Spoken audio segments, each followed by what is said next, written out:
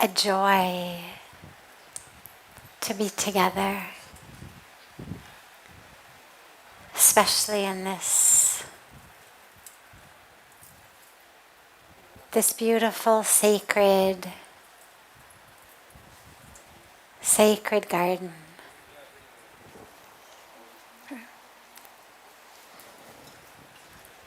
इसको बंद करना है. We'll start as always with a question that's come in advance, and then any question that anyone here has.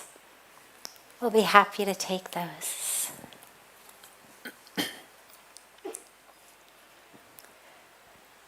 Do you have any tips for how I can get a better night's sleep?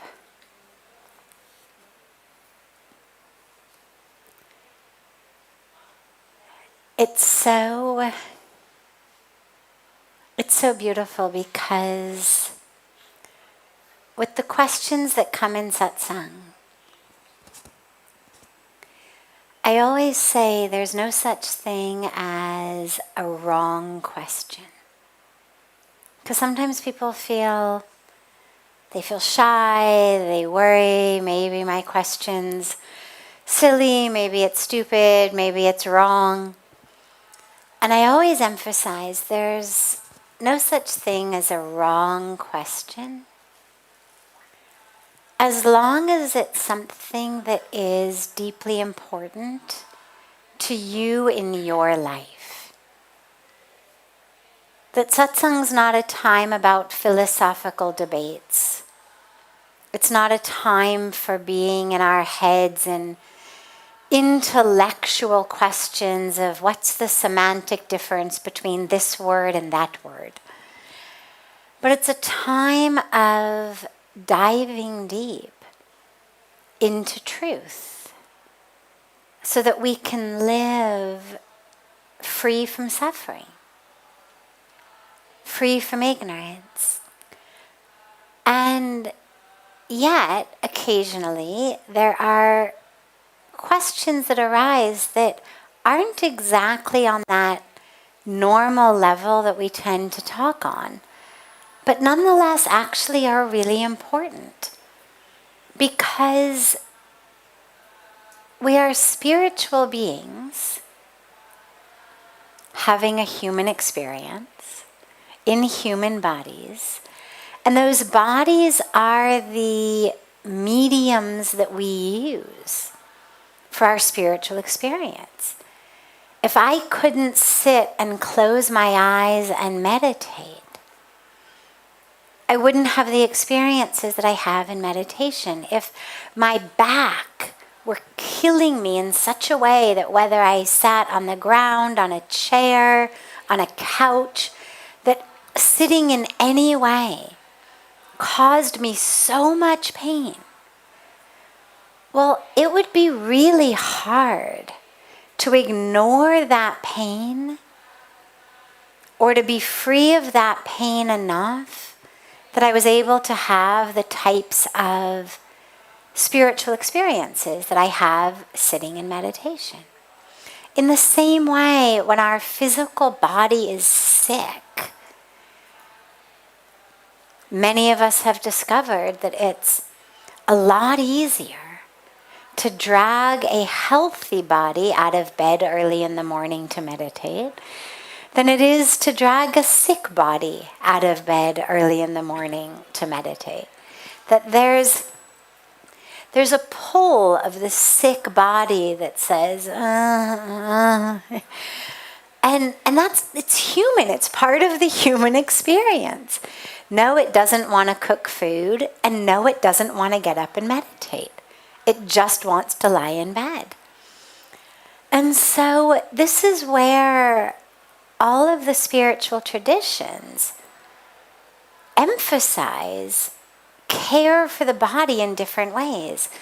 And in our Sanatan Dharma, we've got a whole emphasis from a practice of yoga, practice of pranayama, science of Ayurveda, it's all about keeping the physical body, the energetic body as it flows through the physical body, healthy, so that we have the very best chance to be able to use this body as a medium for awakening. In the same way, if we're not sleeping, so this was all a build-up to the answer to the question of, do you have any tips on how I can get a better night's sleep? Well, when you wake up from not having a good night's sleep, it's not simply a matter of feeling a little groggy or a little cranky. There's actually a lot of science. I've got a science background, which probably many of you know, but some may not know. And I love science.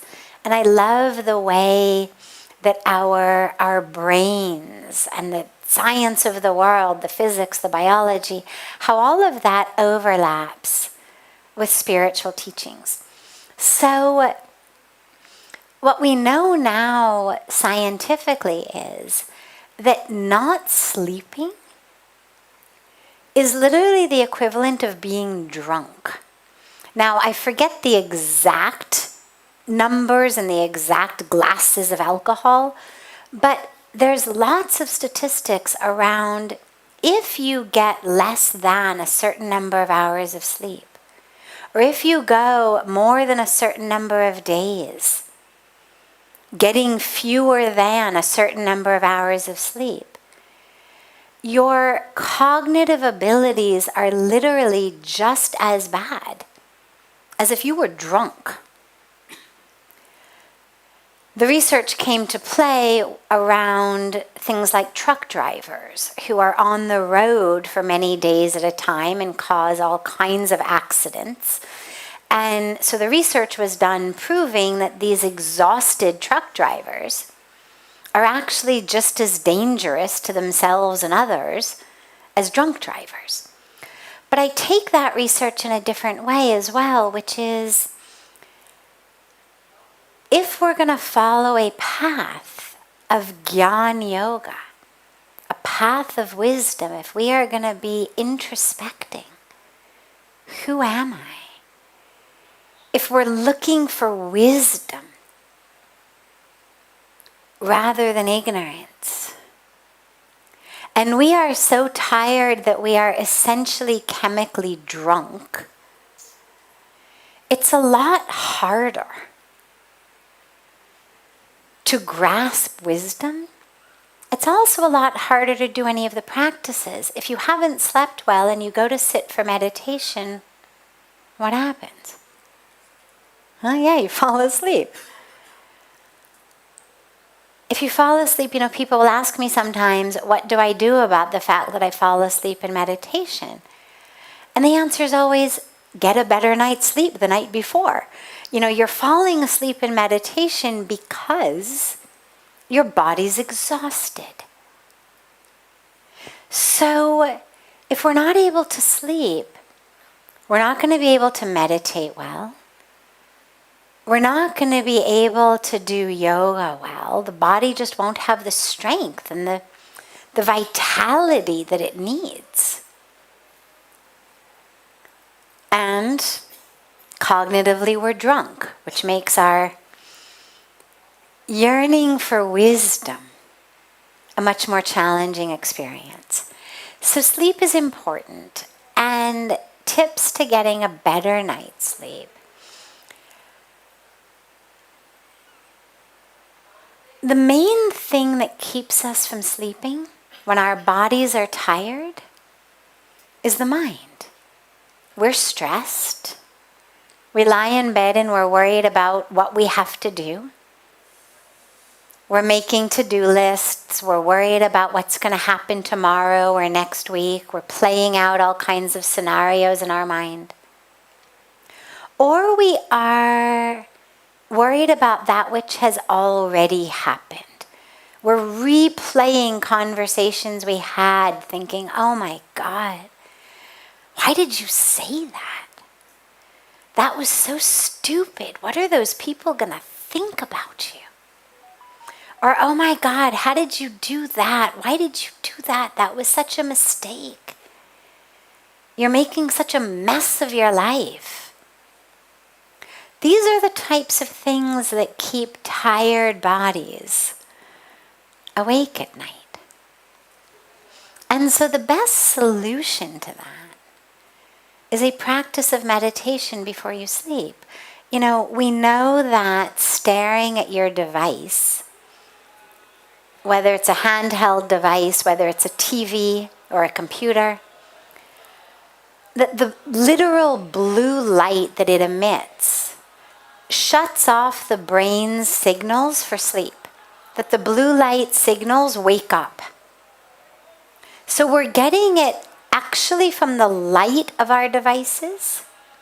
And of course, we're getting it from the stimulation of our devices, because we're clicking here, watch now, watch now, watch now. And so our brains are getting overstimulated. We're angry, we're upset, we're triggered. I mean, that's what drives the algorithms of social media. We know that now. So get off your device. Get off your device at least an hour before you sleep. Spend that time meditating, reading. Read a book. You know those things with paper and they're bound, got covers. The statistics around how many people read books these days is heartbreaking. Heartbreaking. Again, I can't remember the exact statistics, but it's something like 70% of people have not read a book this year. Yeah, I mean, just heartbreaking statistics. Read a book. Read a book that's inspiring. Read a book that brings you joy. Read a book that gives you a deep dive into another culture, another time. It doesn't have to be hardcore spiritual teachings. It could be a novel. Takes you into some other beautiful experience, awareness, time, whatever it may be. But something that is bringing you into that space of where you want to be before you go to sleep. Don't read murder mysteries.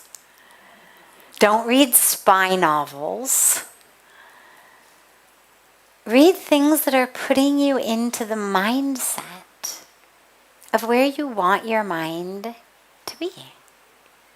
That's the most powerful thing. And then, of course, there's all the very simple things that we know, but they bear repeating, just in terms of, for example, don't have a heavy meal late at night. It's awful for your digestion. Eat early. Lay off the caffeine. I mean, all the same stuff that Google could tell you. But it's worth remembering, because when things seem so simple, we tend to ignore them.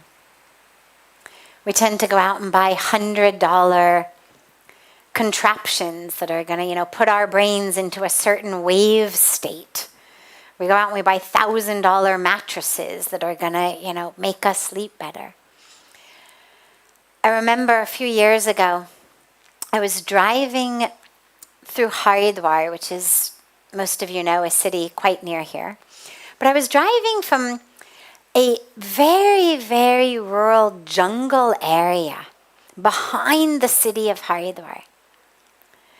And as I was driving through there was a man. It was just village India. You would have no idea that you were 5-7 kilometers from a city as big as Haridwar.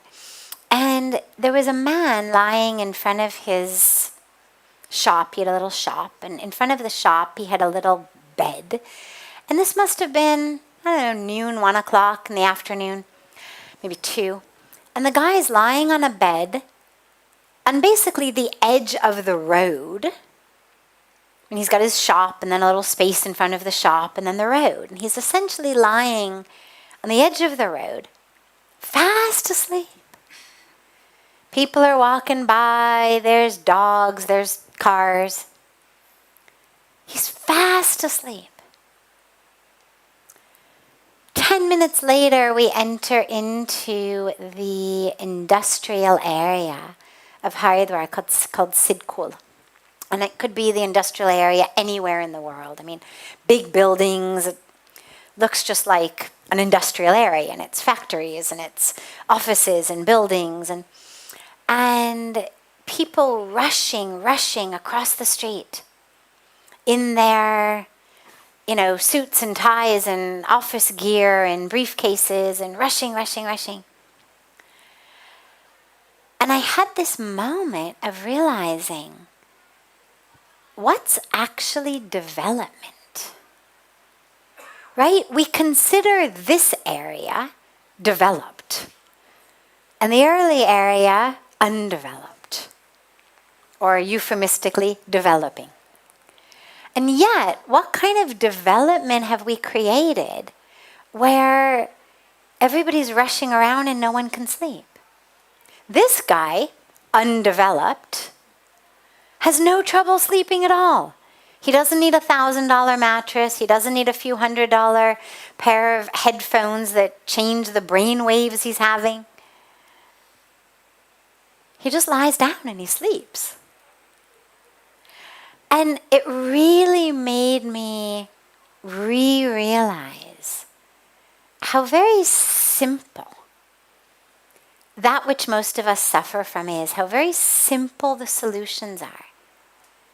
But the solutions that we're being given are solutions that are so complex because they buy into the problem, right? Now in order to sleep, I can't sleep because I've got these endless desires that are never fulfilled. And so I'm stressed because my desires aren't being fulfilled. But now, what am I being told in order to sleep? The answer is $1,000 mattress, $300 pair of, special headphones, this and that. Well, it just feeds into the whole problem. Now I can't sleep because I don't have the right mattress. Now I can't sleep because I'm too poor to buy the headphones.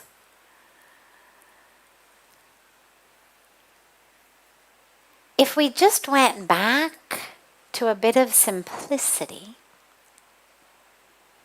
end your day as close to when the sun goes down as you can. Rely on artificial light as infrequently and minimally as possible. Meditate. Read. Sleep early. The last great tip that goes along with this is get up early. What most of us do is when we can't go to sleep, let's say we decide, okay, I'm going to go to sleep early. 9:30, I'm in my bed. But of course, I'm wired. I've been on my phone until 30 seconds ago. My brain is wired. It's hours before I'm used to going to sleep. So I lie in bed, can't sleep. And so I take my alarm, which originally I had set for 5 in the morning, because I'm going to get up early and meditate. But now when 9:30 becomes 10:30, becomes 11:30, becomes midnight, I realize, well, I need more than 5 hours of sleep, and so I turn off my alarm. Instead, leave the alarm set. Even if you end up with not enough sleep that night, get up anyway. Start your practice anyway. Because then that night, I guarantee you, at 9:30, you're going to be tired. But if you turn off the alarm every night because you're not able to fall asleep, and then you sleep until 8 in the morning, well, obviously you're not going to be able to go to sleep at 9:30 at night. So set an alarm for whatever time you want to get up in the morning, and then get up, regardless of when you went to sleep. And slowly, what you will find is your whole body realigns with the sun. And it's such a beautiful and healthy way to live. Then slowly, slowly, you don't even need the alarm. Because your body is just attuned with the sun.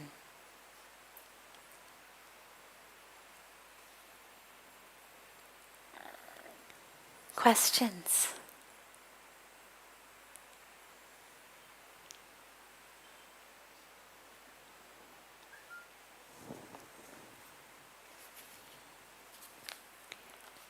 I'll take another one that's come in advance until anyone here has one. Those of you sitting kind of behind me, you're going to have to say something, not just raise your hand if you've got a question. I am totally confused about what to do with my life. How do we find the true purpose of life? The dilemma for most of us is an overemphasis on the what, and not nearly enough emphasis on the how and the who.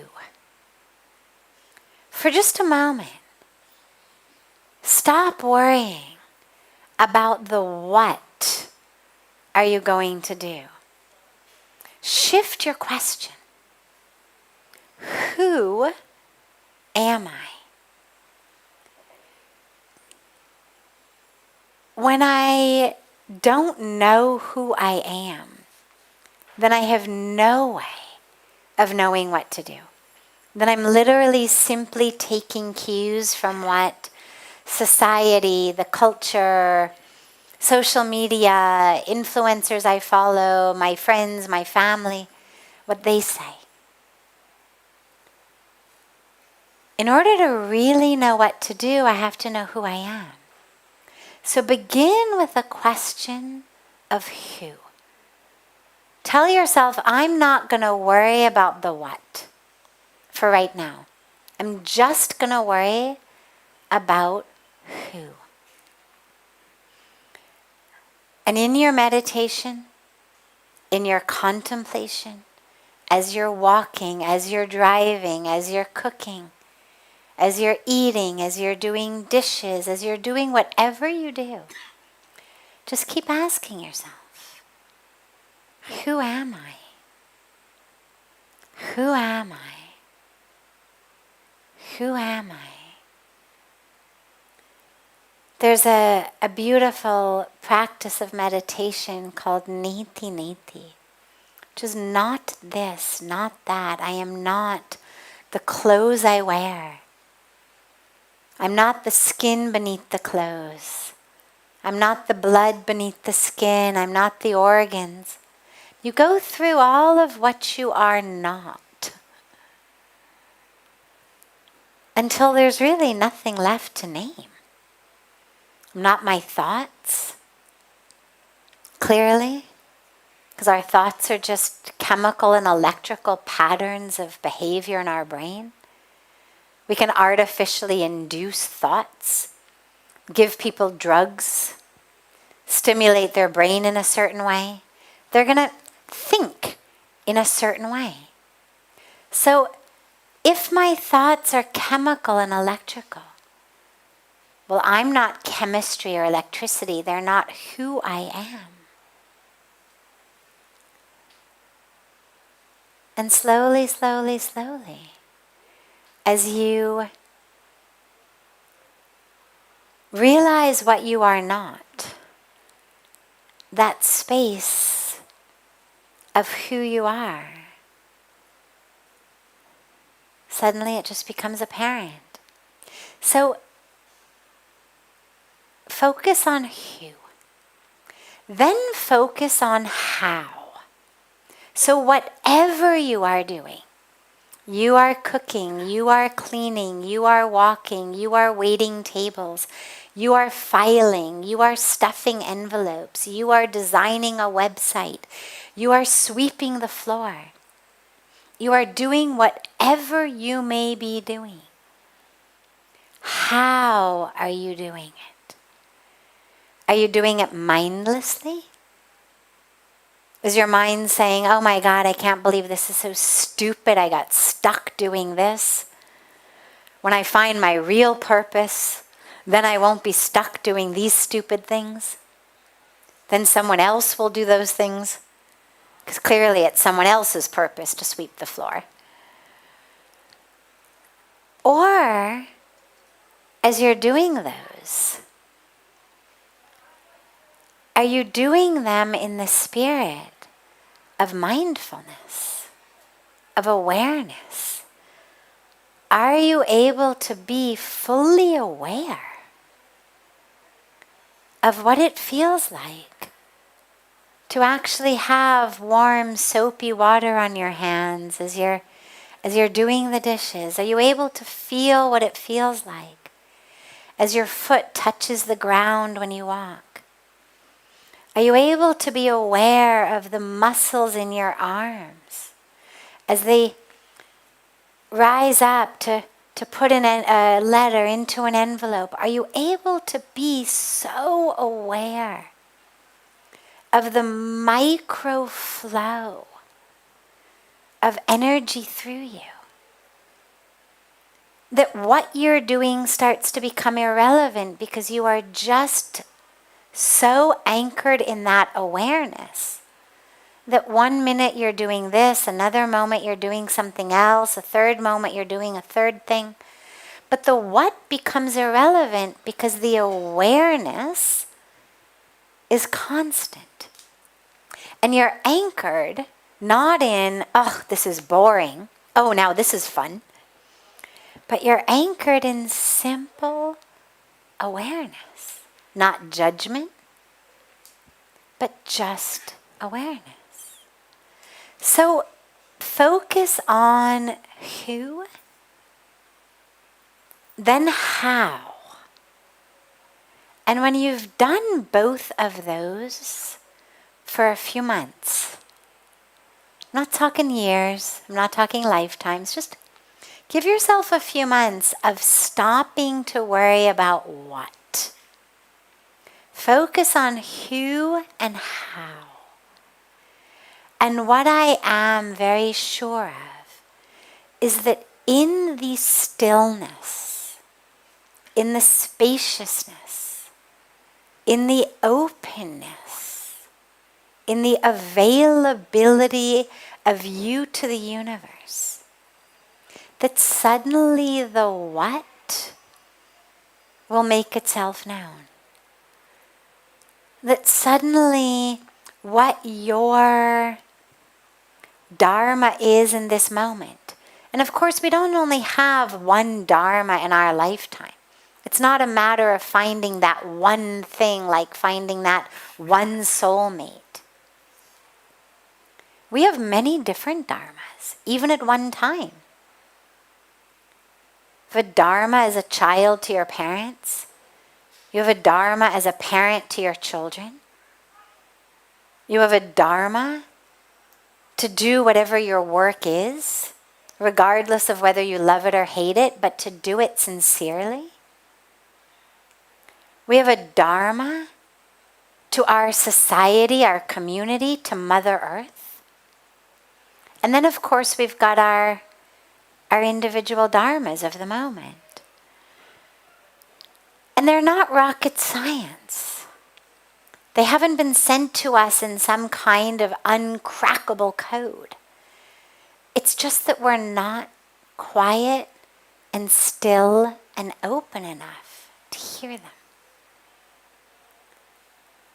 So instead of driving yourself crazy with the what, focus on the who and the how. And let the rest just make itself known.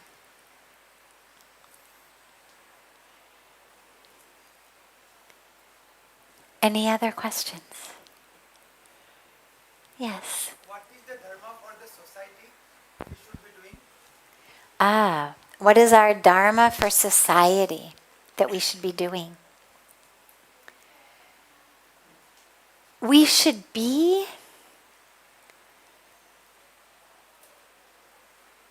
vehicles, instruments of bringing betterment to our societies. Now, we're going to do that in different ways. A doctor's Dharma, as he or she serves the society, is going to be to bring health. Maybe not only to those who afford their private practice dues, but also to the poor, to the needy. A teacher's Dharma, well, they're going to fulfill that Dharma through teaching. Each of us has a Dharma that's individual, but to recognize that we are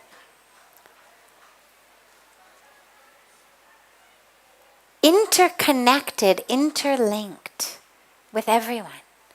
We're not separate. And we therefore have a duty to give back to that society. And whether it's picking up trash, right? Every Saturday morning, gather your friends and family, pick up trash from the banks of your local water body. Is it winter time? Go out and buy a bunch of blankets, get your friends together. Say, okay, no Diwali presents this year. No Christmas presents this year. We're going to use all the money we would have used on Diwali presents, Christmas presents, Hanukkah presents. And we're going to use them to buy blankets for the homeless. And then we're going to celebrate our Diwali or Christmas or Hanukkah by going out and distributing them. Or we're going to make food. Or we're going to find an organization that's doing beautiful work. And we're going to offer ourselves to them in however they would like to use us. Maybe they want us to sweep their floor.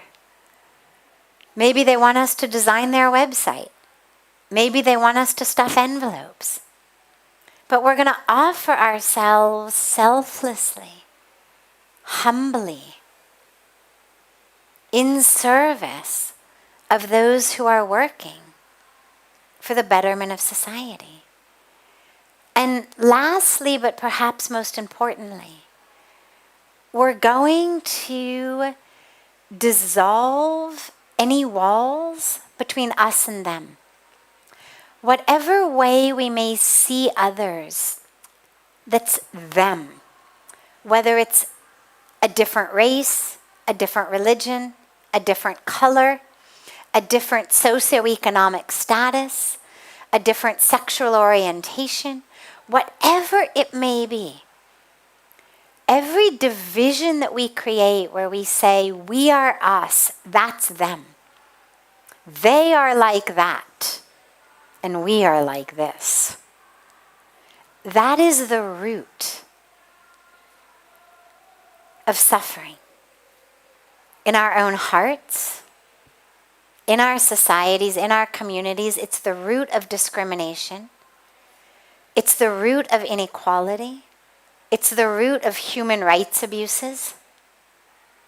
And so as members of a society, a community, and I don't just mean your gated community of 25 houses. I mean our global community, our earth community. We must dissolve those walls. We must realize there is no them. It's all us. And that's how we serve. Let us conclude with just a few minutes of silent meditation together. We're going to start concluding satsang with just some few minutes of some silent meditation. Just find a position that's comfortable for you. We won't be here for very long.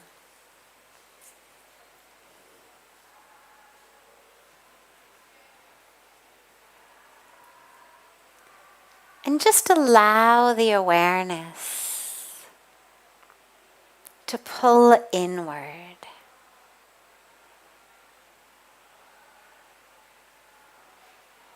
draw that awareness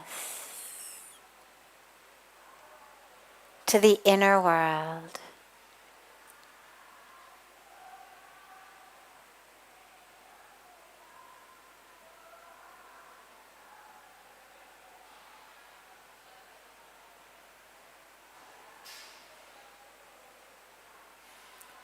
Now bring the awareness to your breath. Don't try to change the breath. Just allow the awareness to merge into it as it flows in and flows out, deeply and slowly, like the waves of the ocean.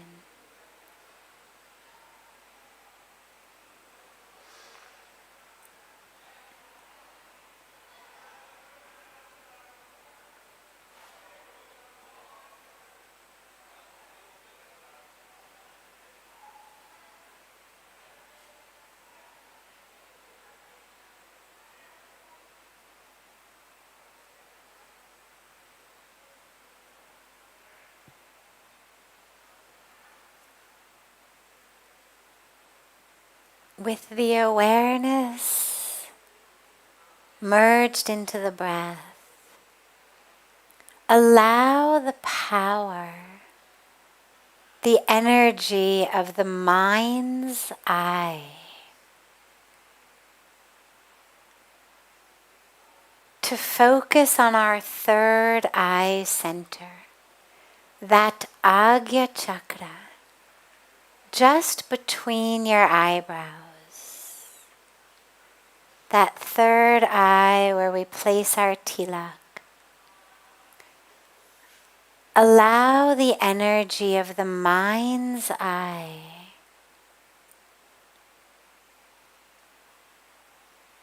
to focus on to that third eye energetic center.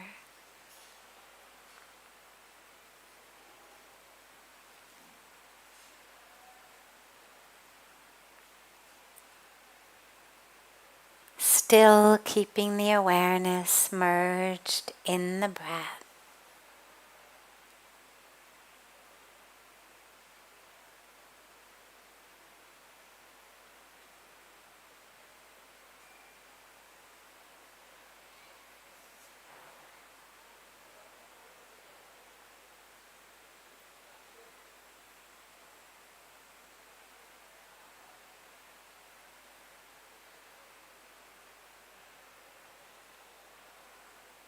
You can add a gentle mantra if you find that the mind is wandering.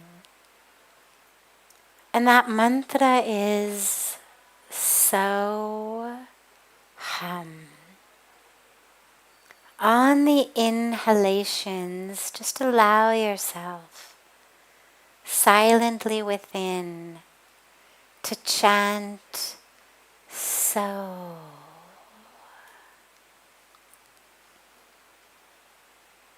And on the exhalations,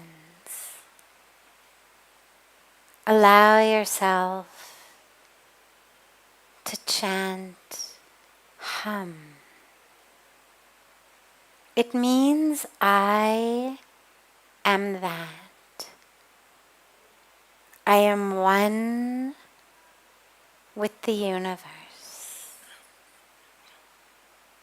I am that. So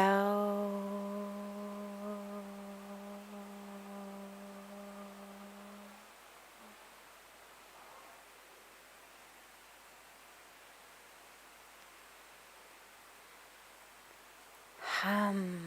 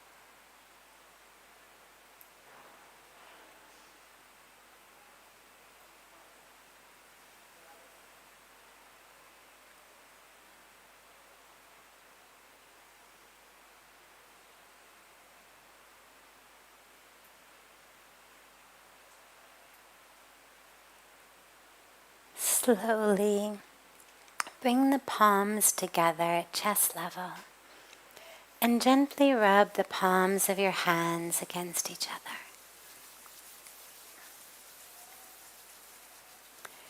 Place the palms of your hands over your closed eyes.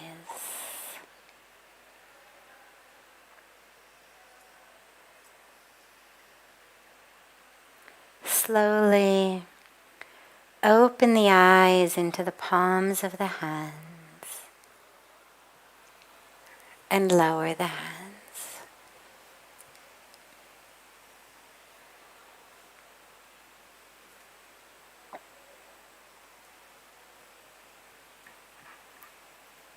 Have a beautiful rest of your evening.